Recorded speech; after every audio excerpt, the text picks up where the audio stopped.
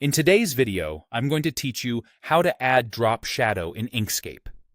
By the end, you'll know exactly how to give your shapes, icons, or text that subtle depth that helps them stand out on the page while still looking clean and professional.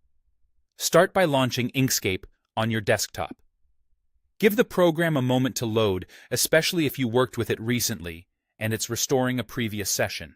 Once it's open, either create a fresh document or open an existing file you'd like to enhance. If you're starting from scratch, a blank document is perfect. If you're continuing a project, open the file you've been working on so you can see the effect in context. Next, select the object you want to add a shadow to using the Select tool. This is the main arrow cursor you use to move, resize, and rotate objects. Click once to select, and you'll see handles appear around it.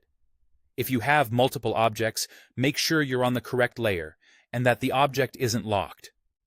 You can also select multiple objects at once if you want them to share the same shadow treatment. With your object selected, go to the top menu and choose Filters. From there, hover over Shadows and Glows, then click Drop Shadow. This opens the dedicated dialog where all the controls for the effect live.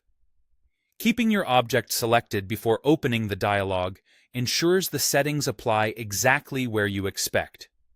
In the Drop Shadow dialog, start with the blur radius. This controls how soft or spread out the shadow looks. A small blur gives a crisp, close shadow, while a larger blur creates a gentle, airy fall-off. Then adjust the horizontal and vertical offsets. These move the shadow left or right and up or down to suggest a light source. Positive values typically push the shadow down and to the right. Negative values move it up or to the left. Finally, choose the shadow type. Outer is the classic drop shadow that sits behind your object, and it's great for separation from the background. Inner creates a cutout look as if the object is recessed, which can be striking for buttons or badges. Turn on live preview so you can watch the effect update in real time as you tweak each slider. If the preview feels slow, zoom in on the object or temporarily hide complex elements to speed things up. Once you're happy with the look, click Apply to commit the settings.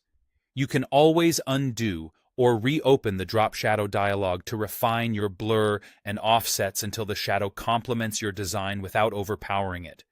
And that's all it takes to add a clean, customizable drop shadow in Inkscape.